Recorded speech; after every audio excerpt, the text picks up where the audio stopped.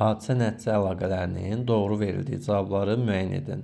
Hülakü xanın ön Asiyaya yürüşü, 5-ci Monqol ulusunun yaranması. Burada söhbət 3-cü yürüşdən gedir. 1256-1258-ci illərdəki hadisələrdən söhbət gedir və həqiqətən də bu yürüşlər zamanı 5-ci Monqol ulusu, yəni Hülakülər dövləti yaranır. Bizim düzgün cavabımız budur. Davam eləyək, səhv variantları izah eləyək.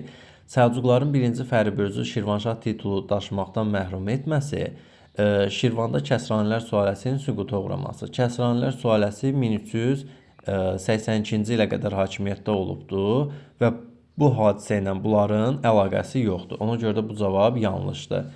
Monqolların Azərbaycana ikinci yürüşü, Eldənizlər dövlətinin paytaxtı Təbriz şəhərinin tutulması.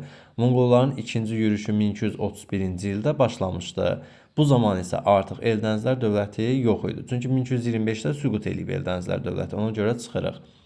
Monqolların Gəncəni tutması, Azərbaycanın işğalının başa çatdırılması. Monqollar Gəncə şəhərini 1235-də tutublar.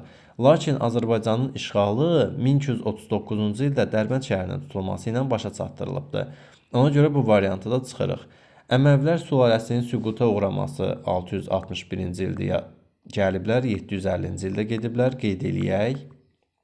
Ərəb xilafətində ilk xəlifələr dövrünün başa çatması yox. Əməvilər gələndə ilk xəlifələr dövrü başa çatıbdır. Onlar süquta uğrayanda isə Abbasilər gəlibdir. Yəni bu variantda yanlış verilibdir.